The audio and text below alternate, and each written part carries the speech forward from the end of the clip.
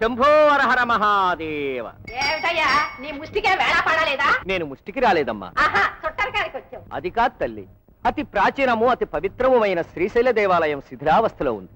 ఆ ఆలయాన్ని పునరుద్ధరించడానికి కొందరు పుణ్యాత్ములు పూనుకున్నారు. తలకొక పుష్పం దైవానికి ఒక హారమని ఎవరికి తోచింది వారు విరాళంగా ఇస్తున్నారు. దేవుడి పెళ్లికి అందరూ పెద్దలేనని ఆ శ్రీశైలం పేరు చెప్పి చందాలుగా నువ్వు బయలుదేరేవా?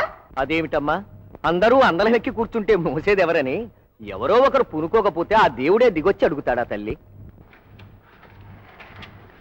అవునత్తయ్య, అందరూ విరాళాలు ఇస్తున్నారు, మనం కూడా. అయ్యమ్మా, నీ బాబు పెట్టిన నగలన్నీ బూజు పట్టిపోతున్నాయిగా, అయ్యే.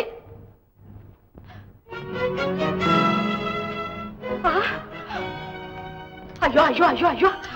హరహర మహాదేవ. అమ్మా, ఈ ఇంటికి పెద్ద కోడలవు, నువ్వు కూడా ఇయ్యమ్మా. దానధర్మాలు చేయడానికి నా దగ్గర నగలు లేవు. తథాస్తు. శంభో హర మహాదేవ. ఏవే, నువ్వేమైనా సంసారివా సన్యాసివా? ఎవడే అడిగితే ఇచ్చేసేటివే? నీకేమైనా బుద్ధి జ్ఞానం ఉందా? అయ్యో అయ్యో, ఎన్ని నగలు ఎన్ని నగలు. ఆ పరమేశ్వరుడిచ్చిన నగలు ఆ పరమేశ్వరుడికి ఇవ్వడంలో తప్పే ఉంది.